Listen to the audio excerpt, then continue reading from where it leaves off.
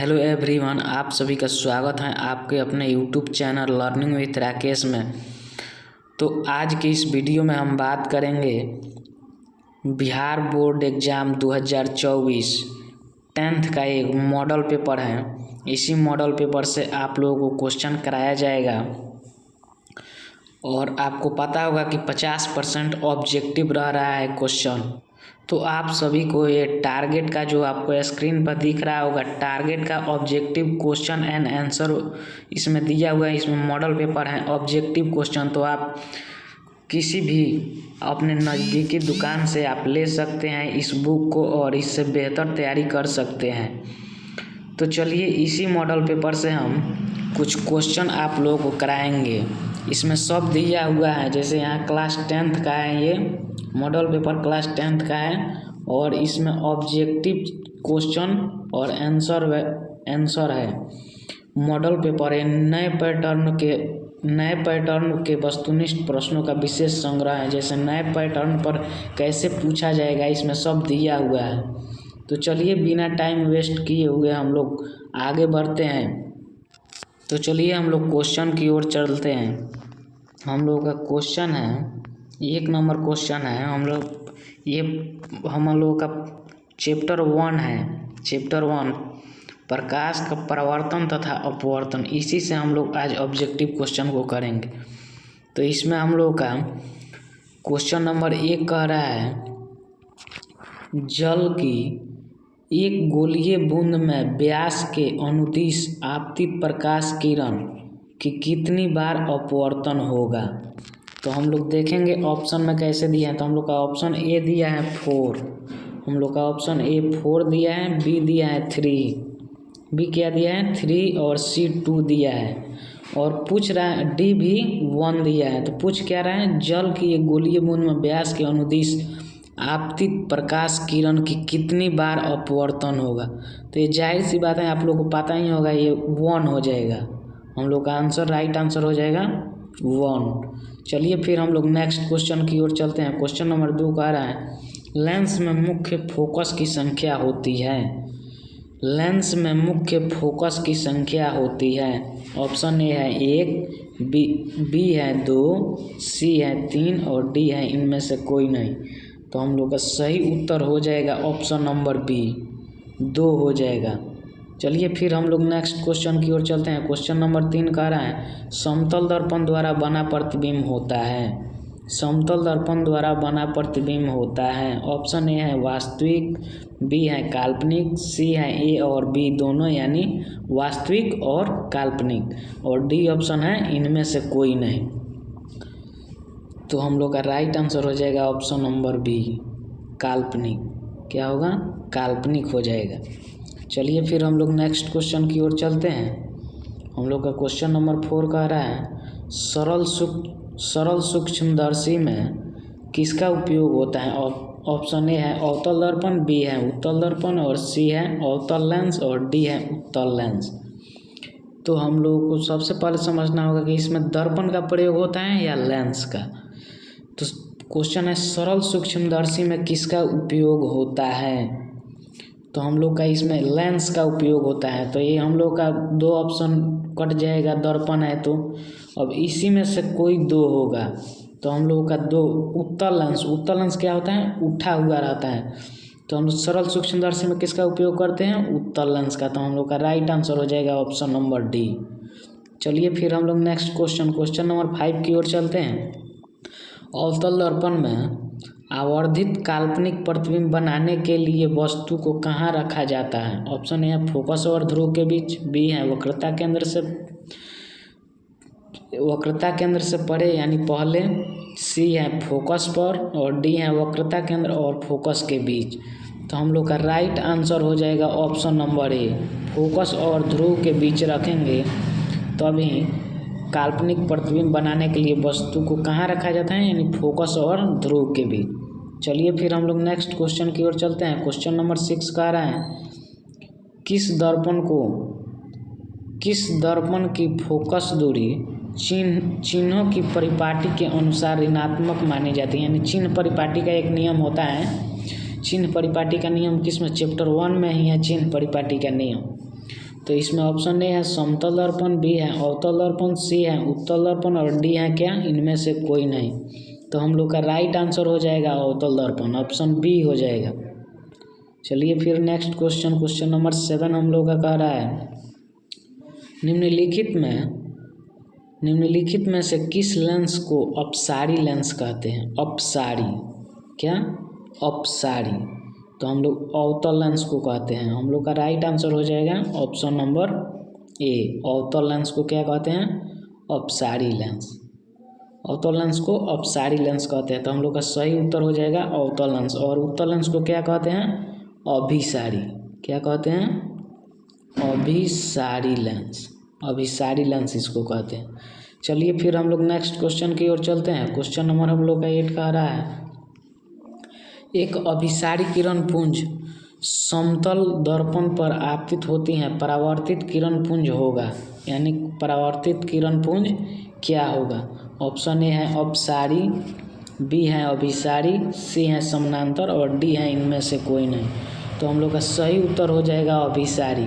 अभी बताइए उत्तल लेंस को अभिसारी और अवतल लेंस को क्या कहते हैं, अपसारी कहते हैं। ये बात ध्यान में रखिएगा। चलिए फिर हम लोग नेक्स्ट क्वेश्चन, क्वेश्चन नंबर 9 की ओर चल रहे हैं। किसी समतल दर्पण द्वारा आवर्धन होता है। ऑप्शन ए है +1, बी है -1, सी है 0 और डी है इनमें से कोई नहीं। तो हम लोग का राइट आंसर हो जाएगा +1 होगा। क्या होगा, +1। हम लोग का राइट आंसर क्या हो जाएगा, राइट आंसर हम लोग का हो जाएगा ऑप्शन नंबर ए, 1 हो जाएगा। क्या, 1 हो जाएगा। चलिए फिर हम लोग नेक्स्ट क्वेश्चन की ओर चलते हैं। क्वेश्चन नंबर 10 कह रहा है निम्नलिखित में से किस दर्पण द्वारा किसी वस्तु का आभासी प्रतिबिंब मिल सकता है। ऑप्शन ए है समतल दर्पण से, बी है उत्तल दर्पण से, सी है अवतल दर्पण से और डी है इनमें से सभी। तो समतल दर्पण से क्या पूछा है क्वेश्चन पूछा है दर्पण द्वारा किसी वस्तु का आभासी प्रतिबिंब पूछा है, आभासी।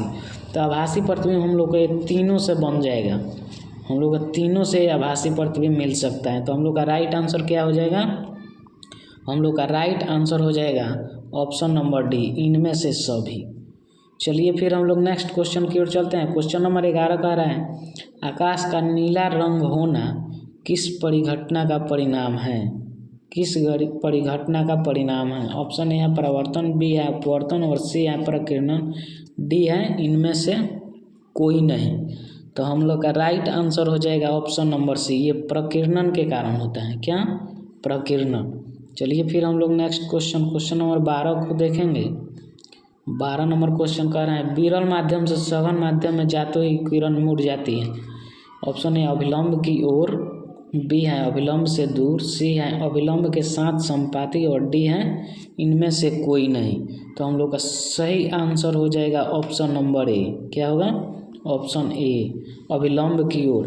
विरल माध्यम से सघन माध्यम में जब कोई भी किरण जाती है तो किस तरह मुड़ जाती है, अभिलंब की ओर मुड़ती है, अभिलंब की ओर। चलिए फिर हम लोग नेक्स्ट क्वेश्चन की ओर चलते हैं। क्वेश्चन नंबर 13 कह रहा है निम्नलिखित में से किस लेंस की फोकस दूरी धनात्मक होती है। ऑप्शन ए है उत्तल लेंस, बी है समतल अवतल लेंस, सी है अवतल लेंस और डी है इनमें से कोई नहीं।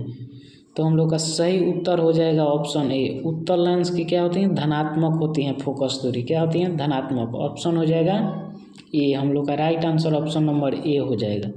चलिए फिर हम लोग नेक्स्ट क्वेश्चन की ओर चलते हैं। क्वेश्चन नंबर 14 हम लोग का कह रहा है चिन्हों की निर्देशांक परिपाटी में धनात्मक फोकस दूरी होती है।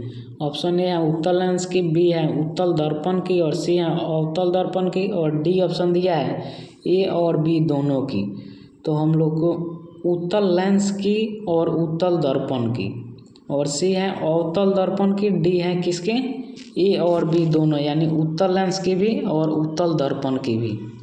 तो हम लोग का right answer option number D ही होगा, उत्तल लेंस की और उत्तल दर्पण दोनों की होगा, धनात्मक फोकस दूरी होती है। चलिए फिर हम लोग अगले क्वेश्चन की ओर चलते हैं। निर्देशांक चिन्ह परिपाटी में सभी दूरियां मापी जाती हैं, यानी कहाँ से मापी जाती हैं। निर्देशांक चिन्ह परिपाटी में सभी दूरियां कहाँ से मापी जाती हैं। ऑप्शन ए है वक्रता केंद्र से, बी है ध्रुव से, सी है फोकस से और डी है इनमें से कोई नहीं।